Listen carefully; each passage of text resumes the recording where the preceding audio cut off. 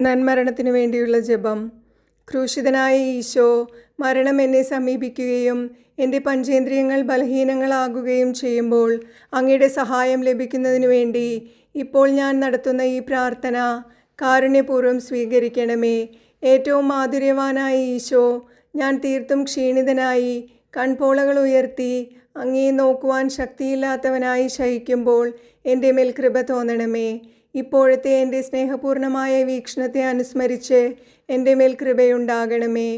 ഉണങ്ങിയ എൻ്റെ ചുണ്ടുകൾക്ക് അങ്ങയുടെ തിരുമുറിവുകളെ ചുംബിക്കുവാൻ കഴിവില്ലാതാകുമ്പോൾ ഇപ്പോൾ ഞാൻ അങ്ങേക്ക് നൽകുന്ന സ്നേഹചുംബനങ്ങളെ പുരസ്കരിച്ച് എൻ്റെ മേൽ കൃപയുണ്ടാകണമേ.